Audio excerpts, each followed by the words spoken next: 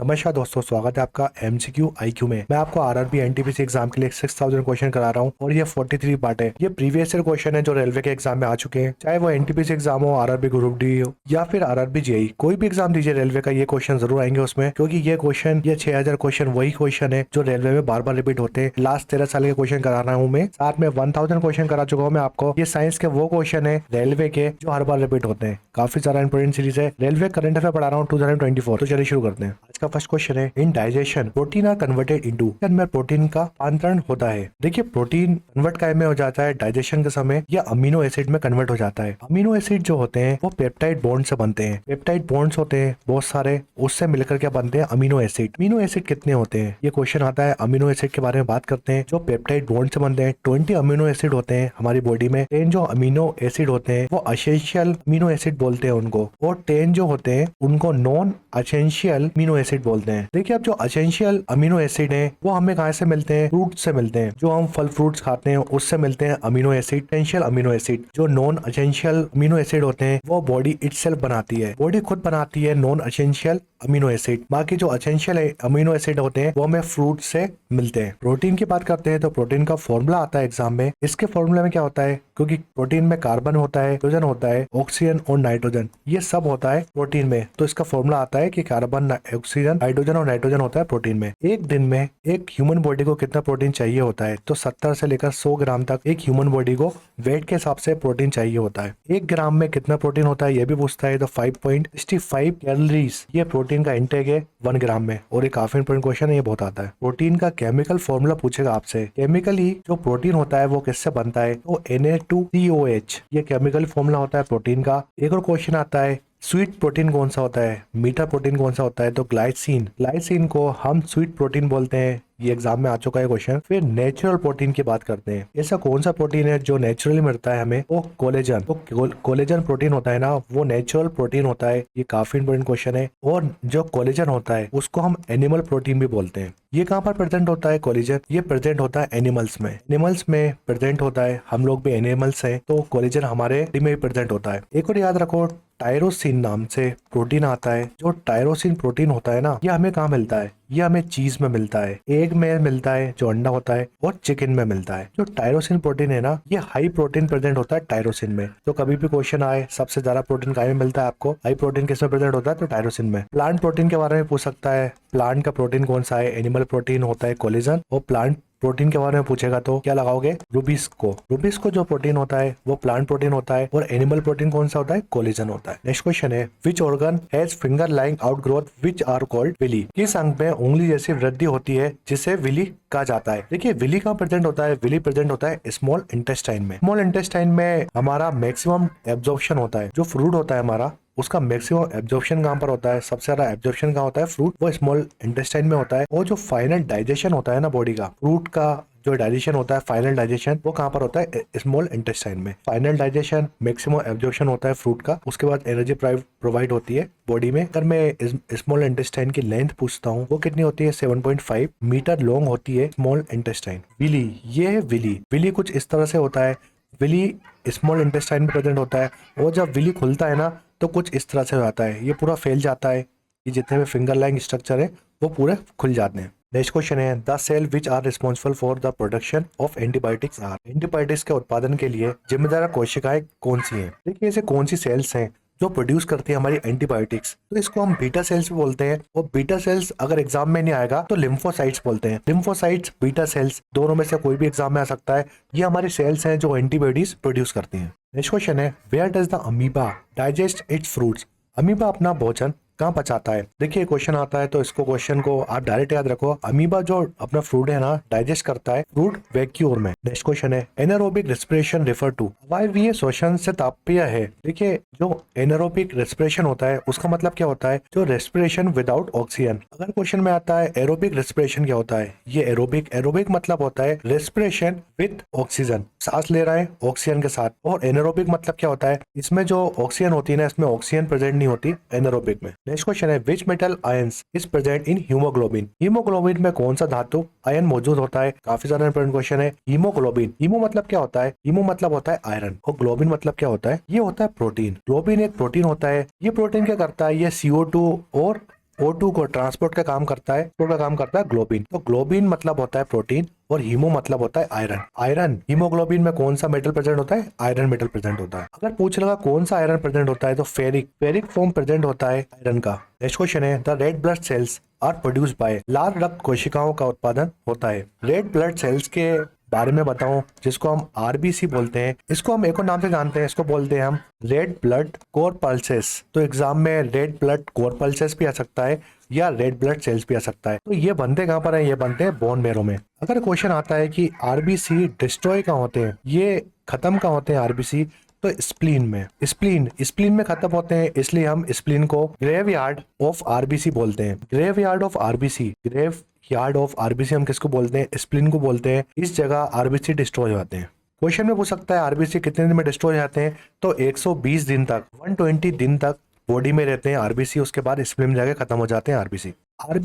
RBC को हम एक और नाम से जानते हैं, इसको बोलते हैं एरिथ्रोसाइट। ये आरबीसी का दूसरा नाम है, एरिथ्रोसाइट्स। तो ये भी क्वेश्चन में आ जाता है। आरबीसी हमारी बॉडी में, एक ह्यूमन बॉडी में कितने आरबीसी प्रेजेंट होते हैं?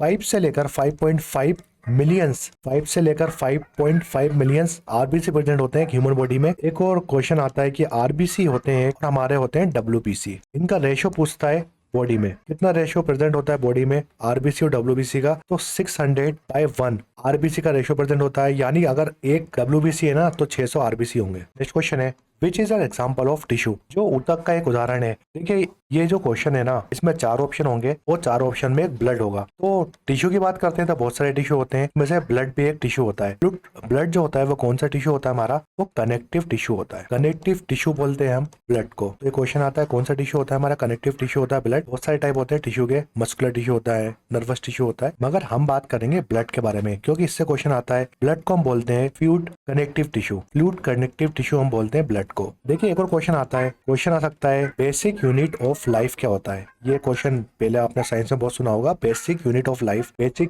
लाइफ को हम बोलते हैं सेल्स। बहुत सारे सेल्स हो जाते हैं, बहुत सारे सेल्स या 2 और मोर सेल्स, 2 से ज्यादा सेल्स जब मिलते हैं तो वो क्या बनाते हैं? टिश्यू बनाते हैं। तो टिश्यू क्या है? फ्लूइड कनेक्टिव टिश्यू है हमारा ब्लड। टिश्यू कैसे बनते हैं? बहुत सारे सेल्स से बनते हैं। देखिए ब्लड, जो हमारा ब्लड है बॉडी में कितना प्रेजेंट होता है? 5 to 6 लीटर बॉडी में प्रेजेंट होता है एक ह्यूमन बॉडी में। पीएच की बात करते हैं, इसका पीएच 7.4 होता है। ये अल्कलाइन पीएच का होता है। 7.4 पीएच होता है ब्लड का बॉडी का। देखिए क्वेश्चन कहाँ से आते हैं वो सुनो। के पास आपकी बॉडी में ब्लड है और ब्लड को हम 100% मान रहे हैं। देखिए बॉडी में ब्लड होता है, बहुत सारी चीजें होती हैं, मगर मैं आपको एग्जांपल के तौर में समझा रहा हूँ। आपने ब्लड को 100% मान लिया, ब्लड आपके पास 100% है, इसमें से 55% बांट दो और 45% बांट। जो 55% लिया का 100% ऑब्जर्व करेंगे। 55% का 100%, 55% होता है ना, वो बॉडी में प्लाज्मा होता है। इस प्लाज्मा को, ये लिक्विड पार्ट ऑफ ब्लड, जो लिक्विड पार्ट होता है ना ब्लड का, लिक्विड पार्ट ऑफ ब्लड, उसको हम बोलते हैं प्लाज्मा। देखो आप 55% का, जो 55% है ना, 55% का हमने 100% माना। 55% जो ये प्लाज्मा है उसका 100% माना हमने। प्लाज्मा के अंदर क्या क्या होता है ये बता रहा हूँ मैं आपको। जब प्लाज्मा को आप 100% मानोगे तो 90% प्लाज्मा में क्या होता है? वाटर होता है। और 7% प्लाज्मा में क्या होता है? प्रोटीन होता है। और बाकी के 3% प्लाज्मा में क्या होता है? ये सॉल्ट होता है, ग्लूकोज वगैरह होता है, एक्सेट्रा। बहुत सारी चीज होती है, बाकी अदर चीज होती है। तो आपको क्या रखना है? ब्लड को हमने 100% माना। ब्लड में को जब हमने 100% माना, 55% डिवाइड करा और 45% डिवाइड करा। 55% क्या होता है? बॉडी में प्लाज्मा होता है, जो ब्लड में होता है ना। क्या परसेंट होता है? 55% प्लाज्मा। 55% का हमने 100% माना। हम ऑब्जर्व कर रहे हैं, अब हमें यह बताना है कि 55% जो प्लाज्मा है उसमें क्या क्या प्रेजेंट है। प्लाज्मा में 90% वाटर प्रेजेंट है, 7% प्रोटीन और 3% सॉल्ट, ग्लूकोज वगैरह, बाकी मिनरल्स। जो 45% बचा वो क्या होता है? ब्लड में सेल्स होते हैं, और सेल्स को हम कॉर्पल्सेस भी बोलते हैं। सेल्स कौन कौन से हमारे? जैसे आरबीसी सेल्स हो गया, डब्ल्यूबीसी सेल्स हो गया और प्लेटलेट्स हो गए। तो ये बाकी चीजें प्रेजेंट होती हैं 45% ब्लड में। देखो जो 7% प्रोटीन की बात करी थी हमने, मैं आपको अब बताऊंगा जो 7% प्रोटीन है, कौन कौन से प्रोटीन प्रेजेंट होते हैं जिससे एग्जाम में क्वेश्चन आता है। तो आपको 3 प्रोटीन याद रखने हैं। इसकी ट्रिक है FAG। पहला जो प्रोटीन है हमारा, F से आता है, इसको फिब्रोजन बोलते हैं। फिब्रोजन प्रोटीन है। ए से आता है एल्बुमिन प्रोटीन, और जी से आता है ग्लोबुलिन प्रोटीन। एफ से आता है फिब्रोजन प्रोटीन, ए से आता है एल्बुमिन प्रोटीन, और जी से आता है ग्लोबुलिन प्रोटीन। जो फिब्रोजन प्रोटीन होता है ना, ये क्या करता है? Help to blood clotting. Blood clotting में काम आता है हमारा फिब्रोजन प्रोटीन। एल्बुमिन जो प्रोटीन होता है, ये ऑस्मोसिस या ऑस्मोटिक्स, ऑस्मोटिक होता है ना, उसको बैलेंस करने में काम आता है। ऑस्मोसिस या ऑस्मोटिक को बैलेंस करने में काम आता है एल्बुमिन प्रोटीन। ग्लोबुलिन प्रोटीन की बात करते हैं तो ये हेल्प करता है, हेल्प टू डिफेंस मैकेनिज्म। जो भी अनवांटेड चीजें आ जाती हैं उसको उससे सुरक्षा करने में काम आता है हमारा ग्लोबुलिन प्रोटीन। 3 प्रोटीन होते हैं ब्लड के अंदर, फिब्रोजन प्रोटीन, एल्बुलिन प्रोटीन और ग्लोबुलिन प्रोटीन। आपने सुना होगा सीरम के बारे में। सीरम क्या होता है? जब भी आप प्लाज्मा से, आपके पास प्लाज्मा है, प्लाज्मा से आप फिब्रोजन, जो फिब्रोजन प्रोटीन होता है ना, इसलिए मैंने आपको बताया फिब्रोजन प्रोटीन क्या होता है, अभी बताया था फिब्रोजन प्रोटीन क्या होता है। ये क्वेश्चन बताने के लिए कि आप सीरम समझ सको। जब आप प्लाज्मा से फिब्रोजन प्रोटीन को हटा दोगे तो क्या निकल के आएगा? तो ये आएगा सीरम निकल कर। तो क्वेश्चन आता है सीरम किसको कहते हैं? कि जब प्लाज्मा से हम फिब्रोजन प्रोटीन को हटा देते हैं तो वो क्या बन जाता है? सीरम बन जाता है। नेक्स्ट क्वेश्चन है, alveoli is the structure and functional unit of. Alveoli संरचनात्मक और कार्यात्मक इकाई है। एल्वुलाई जो होता है ना, वो फंक्शनल और स्ट्रक्चर यूनिट किसकी है? वो एक्सक्रीटरी सिस्टम, जो हमारा एक्सक्रीटरी सिस्टम है, निकलने वाली प्रणाली, उसकी स्ट्रक्चर और फंक्शनल यूनिट कौन सी है? एल्वुलाई। नेक्स्ट क्वेश्चन है, other name of platelets. Platelets का अन्य नाम क्या है? प्लेटलेट्स को हम बोलते हैं थ्रोम्बोसाइट्स। हमारी बॉडी में कितने प्लेटलेट्स होना चाहिए? 1.5 लाख से लेकर 3.5 लाख तक प्लेटलेट्स होना चाहिए एक ह्यूमन बॉडी में। देखिए प्लेटलेट्स में जो न्यूक्लियस होता है ना, nucleus are absent, nucleus present नहीं होता प्लेटलेट्स में। जब न्यूक्लियस प्रेजेंट नहीं है, डीएनए भी प्रेजेंट नहीं होगा, डीएनए भी अब्सेंट होता है प्लेटलेट्स में। देखिए क्वेश्चन आता है, अगर आपकी बॉडी में प्लेटलेट्स कम होते हैं तो कौन सी डिजीज होती है? ये क्वेश्चन बहुत आता है। तो आपने देखा होगा आपकी बॉडी में जब प्लेटलेट्स कम हो जाते हैं तो डेंगू डिजीज हो जाती है। डेंगू क्या है? एक वायरस है जो किससे फैलता है? Aedes, Aedes aegypti. Aedes aegypti एक मॉस्किटो होता है, फीमेल मॉस्किटो होता है, फीमेल मॉस्किटो होता है। एडिस एजिप्टिस, उस अगर वो आपको बॉडी में काटता है वो फैलाता है डेंगू वायरस, जिससे आपकी बॉडी की प्लेटलेट्स कम हो जाती हैं। ये 43 पार्ट था 6000 क्वेश्चन का। ये प्रीवियस ईयर क्वेश्चन है और इस सीरीज से 100% एग्जाम में क्वेश्चन फंसेगा। साथ में 1000 वाले सीरीज ने देखी, ये साइंस की वो सीरीज है जिससे क्वेश्चन जरूर आएगा एग्जाम में। तो लेक्चर पसंद आया तो लाइक करें, शेयर करें, सब्सक्राइब करें। MCQ IQ, thanks for watching MCQ IQ.